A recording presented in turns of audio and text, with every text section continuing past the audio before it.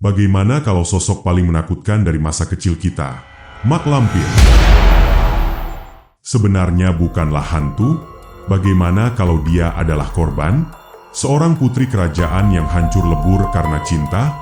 Di balik tawa khasnya yang bikin merinding, ternyata ada 5 kisah kelam yang jarang banget diceritakan. Kisah-kisah ini bakal mengungkap sisi lain dari sang nenek sihir, sebuah tragedi yang tersembunyi di balik reputasinya yang mengerikan. Hari ini, kita akan telusuri kelima legenda itu, yang mungkin akan mengubah cara pandangmu soal Mak Lampir selamanya. Selama puluhan tahun nama Mak Lampir itu identik dengan ilmu hitam dan teror gaib di Gunung Merapi. Popularitasnya meledak lewat sandiwara radio legendaris, Misteri Gunung Merapi, di era 80-an, yang kemudian diangkat jadi film dan sinetron kolosal ikonik di tahun 90-an. Di kepala kita dia adalah musuh utama, nenek sakti dengan tawa menggelegar yang jadi mimpi buruk satu generasi. Tapi sama seperti koin yang punya 2 sisi, cerita yang kita tahu mungkin cuma setengahnya. Ada versi legenda yang akarnya jauh di tanah Sumatera, yang menyimpan sebuah tragedi yang jauh lebih rumit. Kisah seorang putri, pengkhianatan cinta, dan pengorbanan yang sia-sia. Jadi bersiaplah, karena kita akan mulai dari cerita pertama, titik awal dari semua legenda kelam ini.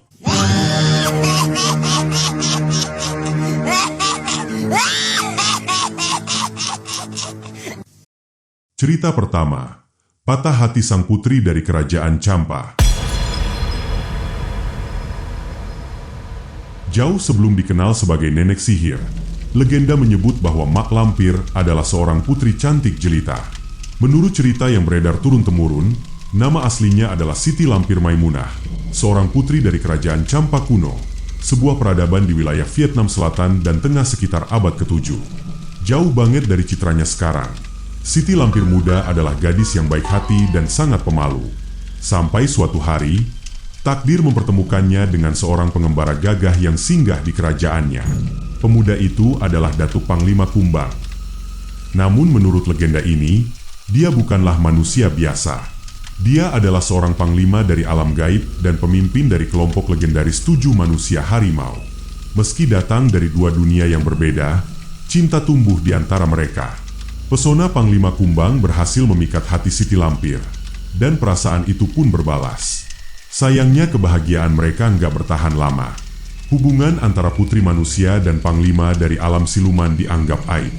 Keluarga kerajaan Champa menentang keras begitu tahu asal-usul Panglima Kumbang. Begitu juga sebaliknya, kaum siluman menolak mentah-mentah seorang manusia menjadi pendamping pemimpin mereka. Cinta mereka terhalang restu dari 2 dunia. Dihantam penolakan, Siti Lampir Maimunah hancur hati. Putus asa, sang putri nekat meninggalkan istana dan melarikan diri. Pelariannya membawanya melintasi lautan hingga tiba di tanah Sumatera. Tepatnya di kaki Gunung Marapi, di Kabupaten Agam, Bukit Tinggi. Di sana, dalam sepi dan sakit hati, ia bertapa, berharap menemukan cara agar bisa bersatu kembali dengan kekasihnya.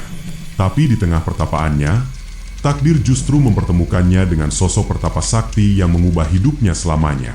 Dalam beberapa versi cerita, terutama yang berkembang kemudian, sosok ini dikenal sebagai Nenek Serintil, seorang pertapa dari aliran hitam anggrek jingga yang memuja Batara Kala.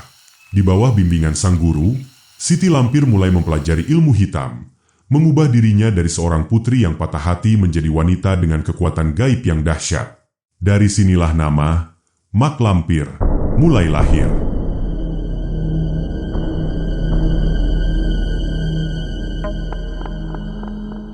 Cerita kedua, pengorbanan tragis yang berakhir sia-sia. Setelah punya kesaktian baru, Mak Lampir tetap pada tujuan awalnya, bersatu lagi dengan Datuk Panglima Kumbang. Dengan kekuatan barunya, ia menjelajah hingga ke alam siluman demi mencari sang kekasih. Tapi pencariannya justru berakhir dengan kabar yang menghancurkan hatinya untuk kedua kali. Datuk Panglima Kumbang tewas dalam sebuah pertempuran. Dunianya seakan runtuh. Namun kesedihan itu cepat berubah jadi tekad. Berbekal ilmu yang dipelajarinya, Mak Lampir tahu ada sebuah ritual terlarang untuk membangkitkan orang mati. Masalahnya, ritual itu menuntut harga yang sangat mahal. Ia harus mengorbankan satu-satunya hal yang tersisa dari dirinya sebagai seorang putri, yaitu kecantikannya. Didorong oleh cinta buta, ia tak ragu sedikit pun. Mak Lampir melakukan ritual itu, mengerahkan seluruh ilmunya untuk menarik jiwa Panglima Kumbang kembali ke dunia. Ritualnya berhasil. Datuk Panglima Kumbang bangkit dari kematian. Tapi pengorbanan itu meninggalkan jejak mengerikan. Wajahnya yang dulu cantik kini berubah total menjadi keriput dan menakutkan. Persis seperti sosok yang kita kenal. Meski begitu, harapan di hatinya masih menyala. Dia yakin cinta tulus Panglima Kumbang bisa melihat lebih dari sekadar penampilan fisiknya. Dengan hati berdebar, ia menghampiri kekasihnya. Tapi, reaksi yang ia terima adalah puncak dari tragedinya. Panglima Kumbang, yang melihat sosok wanita tua buruk rupa di hadapannya, bukan hanya gagal mengenalinya, tapi juga merasa jijik dan takut. Ia menolak Mak Lampir dengan kasar, menuduhnya sebagai iblis penebar malapetaka. Pengorbanan terbesarnya dibalas dengan penolakan paling menyakitkan. Hatinya hancur. Cinta yang ia perjuangkan kini menjadi sumber penderitaan terdalam. Sejak saat itu, sakit hati dan dendam akhirnya mengambil alih jiwa Mak Lampir. Ia bersumpah akan membalas dendam. Tidak hanya pada Panglima Kumbang tapi juga pada semua orang yang telah merenggut kebahagiaannya. Disinilah momen transformasinya menjadi jahat. Bukan karena takdir tapi karena luka yang terlalu dalam. Kisah tragis ini baru permulaan. Perjalanan Mak Lampir masih panjang dan makin kelam. Kalau kamu nggak mau ketinggalan cerita berikutnya yang akan mengungkap kerajaannya di Gunung Merapi dan pertempuran abadinya, jangan lupa klik tombol subscribe dan nyalakan lonceng notifikasinya ya. Cerita ketiga, Kerajaan Gaib di Puncak Gunung Merapi. Setelah pengkhianatan cinta itu, dendam Mak Lampir tidak bisa lagi dibendung. Cintanya pada Panglima Kumbang telah mati, digantikan oleh kebencian abadi. Ia butuh kekuatan yang lebih besar. Di titik inilah legenda Mak Lampir mengalami sebuah pergeseran besar, terutama berkat sandiwara radio, Misteri Gunung Merapi. Cerita yang semula berlatar di Gunung Merapi, Sumatera, diadaptasi dan dipindahkan ke Pulau Jawa, ke gunung dengan nama yang mirip, Gunung Merapi. Di lereng Gunung Merapi yang angker inilah, versi populer Mak Lampir mendirikan basis kekuatannya. Ia membangun sebuah kerajaan gaib yang tersembunyi dari mata manusia, bersekutu dengan para jin dan makhluk halus penguasa Merapi. Dari singgasana gaibnya, Mak Lampir memerintah sebagai Ratu Kegelapan. Konon, ia mampu hidup ratusan tahun, terus memperkuat kerajaannya dan menyempurnakan ilmu hitam. Dendamnya tidak hanya ditujukan pada kaum siluman, tapi juga meluas pada manusia, terutama pada pasangan-pasangan yang sedang jatuh cinta. Kebahagiaan mereka seolah menjadi cermin dari tragedi masa lalunya, memicu amarahnya untuk menghancurkan kebahagiaan yang tak pernah bisa ia miliki. Bagi masyarakat sekitar lereng Merapi, keberadaan kerajaan gaib Mak Lampir menjadi bagian dari mitos lokal yang dipercaya turun-temurun. Suara tawa menggelegar yang kadang terdengar dari puncak gunung dipercaya sebagai suaranya. Gunung Merapi pun bukan hanya gunung berapi aktif, tapi juga pusat kekuatan gaib yang dipimpin oleh seorang ratu penyihir yang menyimpan dendam kesumat.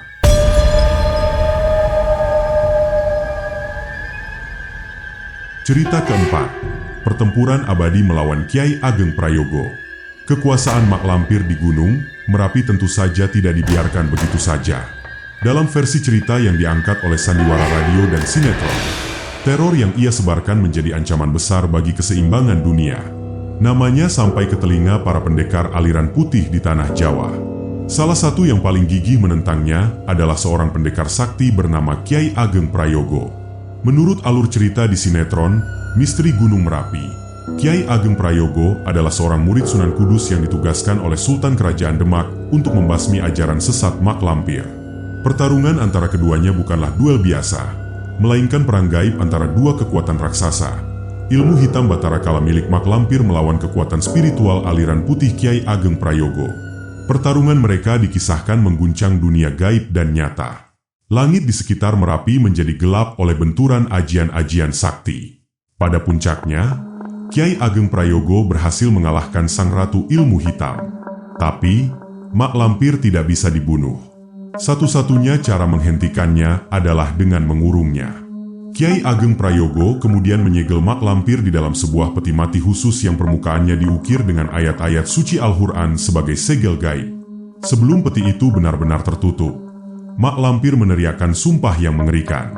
Ia bersumpah suatu hari akan bangkit dan membalas dendam kepada Kyai Ageng Prayogo dan seluruh keturunannya hingga 7 turunan.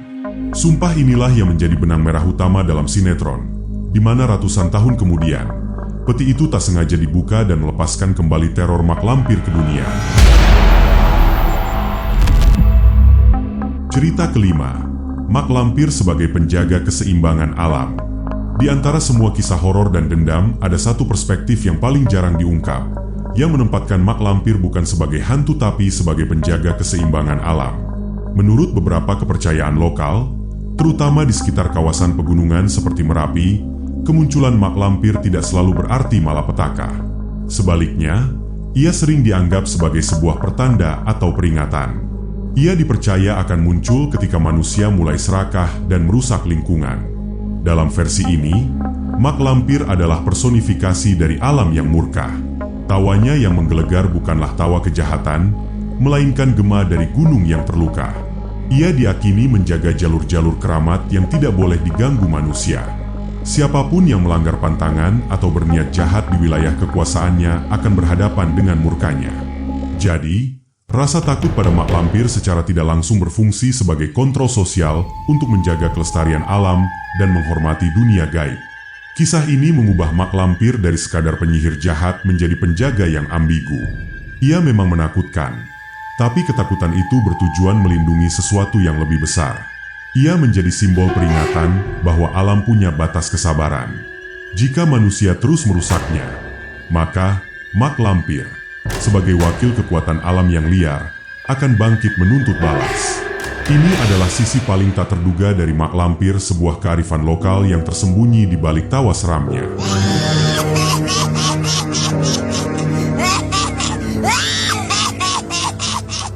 Dari seorang putri yang patah hati, menjadi sosok yang rela berkorban demi cinta, lalu berubah menjadi ratu kegelapan penuh dendam, hingga dipandang sebagai penjaga alam. Kelima cerita ini menunjukkan bahwa mak lampir jauh lebih dari sekadar monster. Di balik reputasinya yang menakutkan, ada lapisan tragedi, pengkhianatan, dan bahkan kearifan. Kisah aslinya yang berakar dari legenda Sumatera menunjukkan betapa sebuah narasi bisa berubah ketika diadaptasi dari satu media ke media lain, dari Gunung Merapi di Sumatera ke Gunung Merapi di Jawa. Kini, setelah mendengar kelima sisinya yang tersembunyi, mungkin kita nggak akan melihatnya dengan cara yang sama lagi. Sekarang, aku mau dengar pendapatmu. Dari kelima cerita ini, mana yang paling mengejutkan buatmu? Apakah kisah tragis cintanya? Atau perannya sebagai penjaga alam? Tulis pendapatmu di kolom komentar di bawah. Jangan lupa tinggalkan like kalau kamu suka video ini. Dan yang terpenting, subscribe dan nyalakan loncengnya. Karena masih banyak legenda kelam Nusantara lainnya yang menunggu untuk kita ungkap bareng.